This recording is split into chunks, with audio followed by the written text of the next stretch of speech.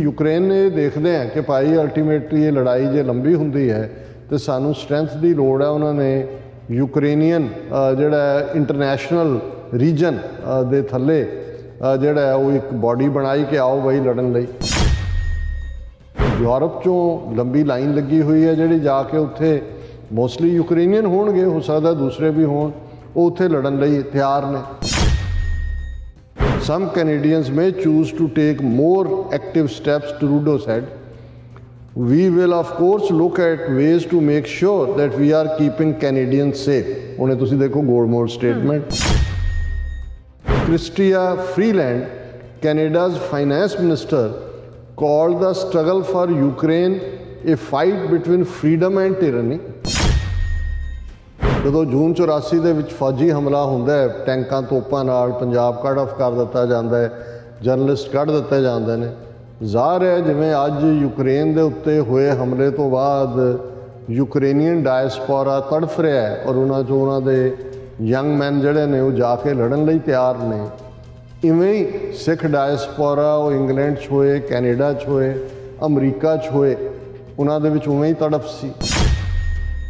ਜਦੋਂ ਹੈਲਪਲੈਸ ਲੋਕਾਂ ਦੇ ਉੱਤੇ ਉਹਨਾਂ ਦੇ ਸਭ ਤੋਂ ਮੁਕੱਦਸ ਮਜ਼ਹਬੀ ਮੁਕਾਮ ਦੇ ਉੱਤੇ ਦਰਬਾਰ ਸਾਹਿਬ ਤੇ ਭਾਰਤੀ ਫੌਜ ਨੇ ਟੈਂਕਾਂ ਤੋਪਾਂ ਦੇ ਨਾਲ ਹਮਲਾ ਕੀਤਾ ਸੀ ਤੇ ਫਿਰ ਡਾਇਸਪੋਰਾ ਸਿੱਖਾਂ ਦਾ ਕਿਉਂ ਨਹੀਂ ਸੀ ਇਹ ਹੱਕ ਬਣਦਾ ਕਿ ਭਾਈ ਉਹ ਜਾ ਕੇ ਆਪਣੇ ਲੋਕਾਂ ਨੂੰ ਉਸ ਜ਼ੁਲਮ ਤੋਂ ਬਚਾਉਣ ਦੇ ਲਈ ਲੜਨ।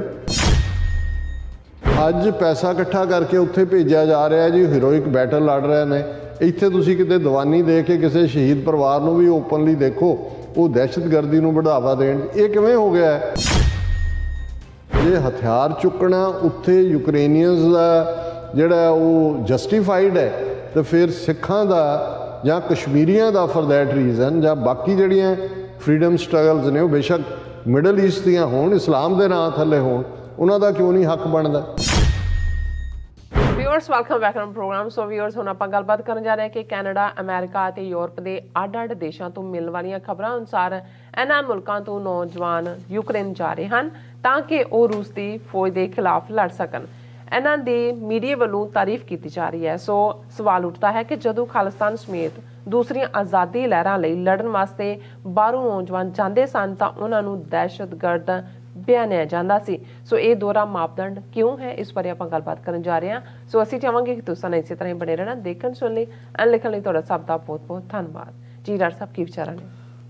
ਦੇਖੋ, ਜਦੋਂ ਸ਼੍ਰੋਮਣੀ ਅਕਾਲੀ ਦਲ ਅੰਮ੍ਰਿਤਸਰ ਦੇ ਪ੍ਰੈਜ਼ੀਡੈਂਟ ਸਰਦਾਰ ਸਿਮਰਨਜੀਤ ਸਿੰਘ ਮਾਨ ਹੋਰਾਂ ਨੇ ਇਹ ਕਿਹਾ ਕਿ ਜਿਹੜੇ ਪੰਜਾਬੀ ਵਿਦਿਆਰਥੀ ਖਾਸ ਤੌਰ 'ਤੇ ਉਹਨਾਂ ਨੇ ਸਿੱਖ ਸਟੂਡੈਂਟਸ ਨੂੰ ਐਡਰੈਸ ਕੀਤਾ ਕਿ ਜਿਹੜੇ ਯੂਕਰੇਨ 'ਚ ਨੇ, ਜਿੱਥੇ ਕਿ ਉਹਨਾਂ ਨੇ ਜਾ ਕੇ ਆਪਣਾ ਕਰੀਅਰ ਬਣਾਉਣ ਔਰ ਉਹ ਸਾਰੇ ਦੇ ਵਿੱਚ ਜਿਹੜਾ ਹੈ ਉਹ ਯੂਕਰੇਨ ਮਦਦਗਾਰ ਹੈ।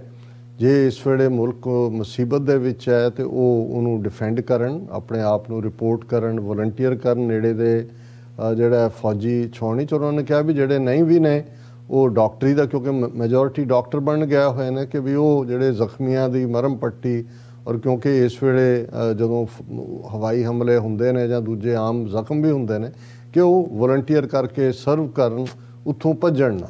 ਔਰ ਉਹਨੂੰ ਲੈ ਕੇ ਦੂਸਰਿਆਂ ਨੇ ਤਾਂ ਚਲੋ ਜੋ ਕਹਿਣਾ ਹੁੰਦਾ ਉਹ ਕਹਿਣਾ ਹੀ ਹੈ, ਲੇਕਿਨ ਆਪਣਿਆਂ 'ਚ ਵੀ ਇੱਕ ਤਬਕਾ ਜਿਹੜਾ ਹੈ ਉਹਨਾਂ ਨੇ ਇਸ ਕਿਸਮ ਦਾ ਇਹਨੂੰ ਪਰਸਨਲ ਜਿਹਾ ਬਣਾ ਕੇ ਨੈਗੇਸ਼ਨ, ਆਪ ਕਿਉਂ ਨਹੀਂ ਜਾਂਦੇ, ਆਪਣੇ ਮੁੰਡੇ ਨੂੰ ਭੇਜਣ, ਆਪਣੇ ਫਲਾਣੇ ਨੂੰ ਕਰਨ।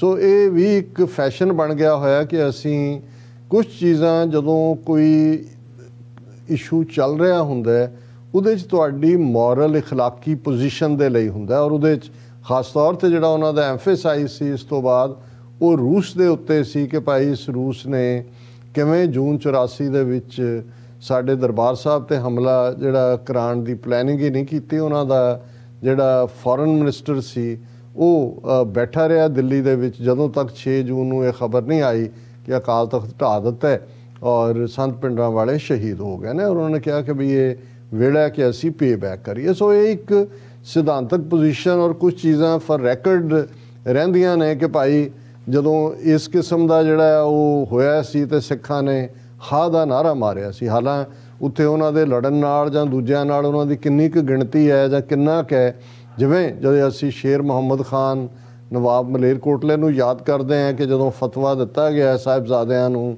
ਜ਼ਿੰਦਾ ਦੀਵਾਰ 'ਚ ਚਿਣਨ ਦਾ, ਤੇ ਉਹਨੇ ਖਲੋ ਕੇ ਕਿਹਾ ਸੀ ਕਿ ਬਿਲਕੁਲ ਸ਼ਰਅ ਦੇ ਖਿਲਾਫ ਹੈ, ਮੈਂ ਇਹਦੇ ਨਾਲ ਸਹਿਮਤ ਨਹੀਂ ਹਾਂ, ਔਰ ਉਸ ਦਰਬਾਰ 'ਚੋਂ ਵਾਕਆਊਟ ਕੀਤਾ ਸੀ। 3 ਸਦੀਆਂ ਬਾਅਦ ਵੀ ਅਸੀਂ ਰਿਮੈਂਬਰ ਕਰਦੇ ਹਾਂ ਕਿ ਭਾਈ ਹਾਂ ਦਾ ਨਾਰਾ ਮਾਰਿਆ। ਸੋ ਕੁਝ ਚੀਜ਼ਾਂ ਤੁਹਾਡੀ ਕੌਮੀ ਪੋਜੀਸ਼ਨ ਹੁੰਦੀਆਂ ਨੇ ਜਿਨ੍ਹਾਂ ਦੇ ਵਿੱਚ ਤੁਸੀਂ ਦੱਸਦੇ ਹੋ ਕਿ ਵੀ ਤੁਸੀਂ ਜਿਹੜਾ, ਕਿਉਂਕਿ ਇਹਦੇ ਭਾਰਤ ਦੀ ਸਰਕਾਰ ਦੀ ਜਿਹੜੀ ਨੀਤੀ ਹੈ ਉਹ, ਕਿਉਂਕਿ ਜਦੋਂ ਇਹੀ ਸੋਵੀਅਤ ਯੂਨੀਅਨ ਅਫਗਾਨਿਸਤਾਨ 'ਤੇ ਹਮਲਾਵਰ ਸੀ 1979 'ਚ, ਤੇ ਭਾਰਤ ਸਭ ਤੋਂ ਮੂਹਰੇ ਸੀ ਉਹਦੀ ਸਪੋਰਟ ਕਰਨ ਵਾਲੇ, ਔਰ ਕਦੇ ਵੀ ਉਹਨਾਂ ਨੇ ਉਹਨੂੰ ਜੇ ਭੰਡਣ ਤਾਂ ਦੂਰ ਦੀ ਗੱਲ, ਅੱਖਾਂ ਬੰਦ ਕਰਕੇ ਉਹਦੀ ਸਪੋਰਟ ਕਰ ਰਹੇ ਸੀ। ਇਸੇ ਤਰ੍ਹਾਂ ਜਦੋਂ ਸੋਵੀਅਤ ਯੂਨੀਅਨ ਨੇ ਈਸਟਰਨ ਬਲਾਕ ਦਾ ਹੰਗਰੀ, ਚੈਕੋਸਲੋਵਾਕੀਆ, ਇਹਨਾਂ ਸਾਰਿਆਂ ਨੂੰ ਹਮਲਿਆਂ ਦਾ ਸ਼ਿਕਾਰ ਬਣਾਇਆ, ਉਦੋਂ ਵੀ ਭਾਰਤ ਨਾਲ ਖੜਾ ਸੀ।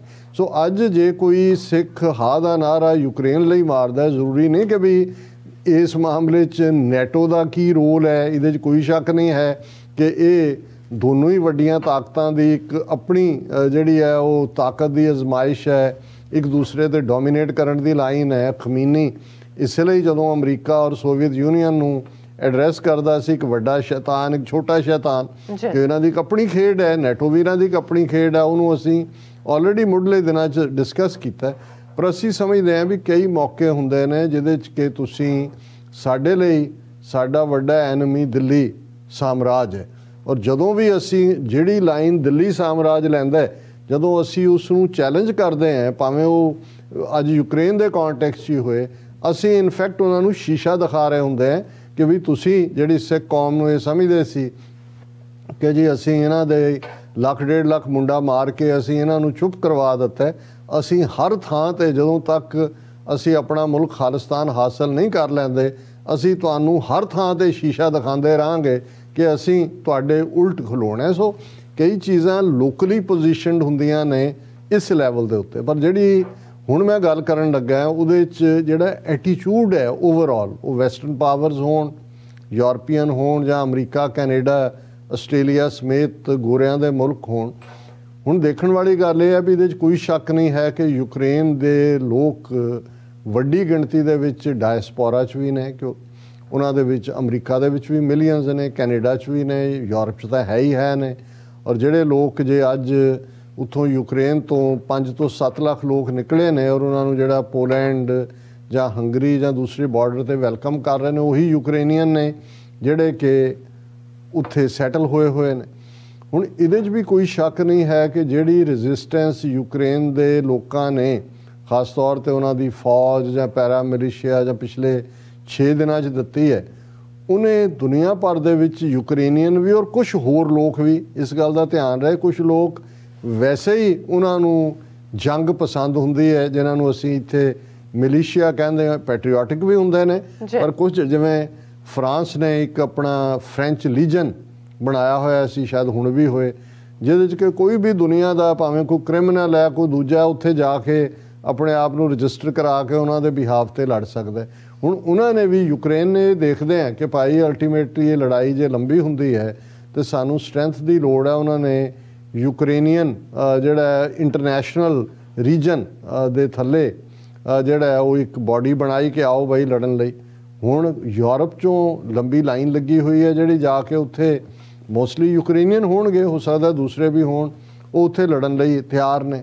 ਹੁਣ ਕੈਨੇਡਾ 'ਚੋਂ ਵੀ ਅਸੀਂ ਇਹ ਦੇਖਿਆ ਕਿ ਭਾਈ ਇਹ ਖਬਰ ਵੀ ਆਈ ਕਿ ਉਹਨਾਂ ਦੀ ਨੈਸ਼ਨਲ ਪੋਸਟ ਅਖਬਾਰ ਨੇ, some Canadians want to answer Ukraine's call for foreign fighters. ਹੁਣ ਉਹਨਾਂ ਨੇ ਇਹ ਕਿਹਾ ਕਿ ਜੀ ਅਸੀਂ ਜਾਵਾਂਗੇ ਲੜਨ ਲਈ। ਕੈਨੇਡਾ ਦੇ ਚਰਚਿਸ ਦੇ ਵਿੱਚ ਵੀ ਔਰ ਬਾਕੀ ਥਾਵਾਂ 'ਤੇ ਵੀ ਹੋਏਗਾ। ਅਮਰੀਕਾ ਨੂੰ ਵੀ ਅਸੀਂ ਫੋਲੋ ਨਹੀਂ ਕੀਤਾ ਅਜੇ ਪ੍ਰੋਪਰਲੀ, ਇੱਥੇ ਪ੍ਰੋਟੈਸਟ ਵਗੈਰਾ ਤਾਂ ਹੋਏ ਨੇ ਕਿ ਪੈਸੇ ਵੀ ਇਕੱਠੇ ਹੋ ਰਹੇ ਨੇ ਕਿ ਅਸੀਂ ਫਾਈਟਰਸ ਦੇ ਲਈ ਪੈਸੇ ਇਕੱਠੇ ਕਰਨਾ ਔਰ ਇੱਥੋਂ ਜਾਣ ਨੂੰ ਵੀ ਤਿਆਰ ਨੇ। ਹੁਣ ਇਸ ਸਾਰੇ ਦੇ ਉੱਤੇ ਜਦੋਂ ਇਹ ਟ੍ਰੈਂਡ ਚੱਲ ਰਿਹਾ ਹੈ, ਜੇ ਤੁਸੀਂ ਹਾਲਾਂਕਿ ਕੈਨੇਡਾ ਨੇ, ਮੈਂ ਪਹਿਲਾਂ ਇਹਨਾਂ ਦੀ ਖਬਰ ਦੱਸਾਂ ਕਿ Canada's foreign minister Melanie Joly said Sunday the choice to go fight were individual decisions। ਹੁਣ ਜੇ ਕੋਈ ਕੈਨੇਡੀਅਨ ਸਿਟੀਜ਼ਨ ਛੱਡ ਕੇ ਜਾ ਕੇ ਉੱਥੇ ਲੜਦਾ ਹੈ, ਉਹਨੂੰ ਤਾਂ ਇਹ ਕਹਿ ਰਹੇ ਨੇ ਕਿ ਜੀ ਇਹ ਇੰਡੀਵਿਜੂਅਲ ਡਿਸੀਜਨ ਹੈ ਔਰ ਇਹ ਉਹ ਸਾਰੇ ਦੇ ਨਾਲ, ਔਰ ਇਸ ਨੂੰ ਪੂਰੀ ਉਸ ਹੀਰੋਇਕ ਵਿਦ ਆਰਮਸ ਪਿਕਚਰ ਲਾਈ ਹੋਈ ਹੈ। People take part in basic military training session on February 28, 2020 in Ivano-Frankivsk, Ukraine. वो फोटो लाई है और उत्ते उन्होंने फिर एक दी पूरी स्टोरी दी है कैनेडियन दी, जिन्हें यह कहा कि जी मैं जिहड़ा बिल्कुल जा रहा उत्थे लड़न दे लई, और उस दे लई जिहड़ा some Canadians may choose to take more active steps, Trudeau said. We will of course look at ways to make sure that we are keeping Canadians safe. Hone tusi dekho Goldmore statement. That remains our priority every step of the way, and we encourage Canadians, as we have been for many months, many weeks anyway, to leave Ukraine if they are in Ukraine right now. ਹੁਣ ਇੱਕ ਪਾਸੇ ਤਾਂ ਉਹ Canadian ਜਿਹੜੇ Ukraine 'ਚ ਨੇ ਉਹਨਾਂ ਨੂੰ ਕਹਿ ਰਹੇ ਨੇ ਜੀ ਛੱਡ ਕੇ ਆਓ, ਪਰ ਜਿਹੜੇ ਕੈਨੇਡੀਅਨ ਜਾਣਾ ਚਾਹੁੰਦੇ ਨੇ ਯੂਕਰੇਨ ਦੇ ਵਿੱਚ ਲੜਨ ਦੇ ਲਈ, ਉਹਦੇ 'ਚ ਉਹ ਜਿਹੜੇ ਨੇ ਉਹ ਗੋਲਮੋਲ ਜਵਾਬ ਦੇ ਰਹੇ ਨੇ ਜੀ ਕਿ ਇਹ ਇੰਡੀਵਿਜੂਅਲ ਡਿਸੀਜਨ ਹੈ, ਪਰ ਸਾਰਿਆਂ ਨੇ ਗੋਲਮੋਲ ਨਹੀਂ ਦਿੱਤਾ। ਜੇ ਅਸੀਂ ਇਹ ਦੇਖੀਏ ਕਿ Chrystia Freeland, Canada's finance minister, called the struggle for Ukraine a fight between freedom and tyranny, कि ये आज़ादी और जुल्म दे विचकार लड़ाई है, and compared it to the Battle of Gettysburg, a major battle in the US Civil War and the battles against Nazism in the Second World War। ਹੁਣ ਉਹਨੂੰ ਜਿਹੜੀ ਰਸ਼ੀਆ ਉਹ ਨਾਜ਼ੀ ਹੈ ਜਿਵੇਂ ਸੈਕੰਡ ਵਰਲਡ ਵਾਰ ਸੀ, ਔਰ ਗੈਟਿਸਬਰਗ ਦੀ, this is one of those times and one of those places where freedom confronts tyranny, कि ये आज़ादी और tyranny ਦੀ ਲੜਾਈ ਹੈ। We are determined that freedom will triumph, Freeland said, और ये हीरोइक डिफेंस किया है कि जी यूक्रेन। ਹੁਣ ਜਿਹੜੀ ਗੱਲ ਇਸ ਦੇ ਉੱਤੇ ਜਿਹੜਾ ਅੱਜ ਸੋਸ਼ਲ ਮੀਡੀਆ ਤੇ ਵੀ ਹੈ, ਹੁਣ ਅਸੀਂ ਹੋਰ ਤਾਂ ਕਿਤੇ ਕੀ ਜਾਣਾ, ਖਾਲਿਸਤਾਨ ਦੀ ਸਟਰਗਲ ਦੇਖੀਏ। ਜਦੋਂ ਜੂਨ 84 ਦੇ ਵਿੱਚ ਫੌਜੀ ਹਮਲਾ ਹੁੰਦਾ ਹੈ, ਟੈਂਕਾਂ ਤੋਪਾਂ ਨਾਲ ਪੰਜਾਬ ਕੱਢ ਆਫ ਕਰ ਦਿੱਤਾ ਜਾਂਦਾ ਹੈ, ਜਰਨਲਿਸਟ ਕੱਢ ਦਿੱਤੇ ਜਾਂਦੇ ਨੇ। ਜ਼ਾਹਰ ਹੈ ਜਿਵੇਂ ਅੱਜ ਯੂਕਰੇਨ ਦੇ ਉੱਤੇ ਹੋਏ ਹਮਲੇ ਤੋਂ ਬਾਅਦ ਯੂਕਰੇਨੀਅਨ ਡਾਇਸਪੋਰਾ ਤੜਫ ਰਿਹਾ ਹੈ, ਔਰ ਉਹਨਾਂ 'ਚੋਂ ਉਹਨਾਂ ਦੇ ਯੰਗ ਮੈਨ ਜਿਹੜੇ ਨੇ ਉਹ ਜਾ ਕੇ ਲੜਨ ਲਈ ਤਿਆਰ ਨੇ। ਇਵੇਂ ਹੀ ਸਿੱਖ ਡਾਇਸਪੋਰਾ ਉਹ ਇੰਗਲੈਂਡ 'ਚ ਹੋਏ, ਕੈਨੇਡਾ 'ਚ ਹੋਏ, ਅਮਰੀਕਾ 'ਚ ਹੋਏ, ਉਹਨਾਂ ਦੇ ਵਿੱਚ ਉਵੇਂ ਹੀ ਤੜਫ ਸੀ। ਬਿਲਕੁਲ ਉਵੇਂ ਹੀ ਸੀ ਨੌਜਵਾਨਾਂ ਦੇ ਕਿ ਭਾਈ ਅਸੀਂ ਜਾ ਕੇ ਜੂਝਣਾ, ਔਰ ਜਾ ਕੇ ਜੂਝੇ ਵੀ। ਪਰ ਜਿਹੜੇ ਉਹ ਕਿਹਨਾਂ ਹਾਲਾਤਾਂ 'ਚ ਉੱਥੇ ਗਏ, ਕੈਨੇਡਾ ਜਦੋਂ ਅਸੀਂ ਭਾਈ ਹਰਜਿੰਦਰ ਸਿੰਘ ਪਾੜਾ ਔਰ ਦੂਸਰੇ ਜਿਹੜੇ ਨੇ ਘੱਟੋ ਘੱਟ 6 ਇਸ ਕਿਸਮ ਦੇ ਨੌਜਵਾਨਾਂ ਦੀ ਗੱਲ ਕਰਦੇ ਹਾਂ ਜਿਹੜੇ ਸ਼ਹੀਦ ਹੋਏ, ਯੂਕੇ 'ਚ ਵੀ ਨੇ, ਇੱਥੇ ਵੀ ਸੁਖਬੀਰ ਸਿੰਘ ਢਿੱਲੋਂ ਨਿਊਯਾਰਕ ਤੋਂ ਜਾ ਕੇ ਸ਼ਹੀਦ ਹੋਏ। ਪਰ ਉਹਨਾਂ ਨੂੰ ਕਿਹਨਾਂ ਹਾਲਾਤਾਂ 'ਚ ਮੁਲਕ ਛੱਡਣਾ ਪਿਆ। ਸ਼ਹਿਰੀ ਸਨ, ਉਹ ਕੈਨੇਡੀਅਨ ਸਨ, ਬ੍ਰਿਟਿਸ਼ ਸਿਟੀਜ਼ਨ ਸੀ, ਅਮਰੀਕਨ ਸੀ, ਔਰ ਉਹਨਾਂ ਦੀ ਕਿਵੇਂ ਹਰਾਸਮੈਂਟ ਹੋਈ ਉਹਨਾਂ ਦੇ ਪਰਿਵਾਰਾਂ ਦੀ।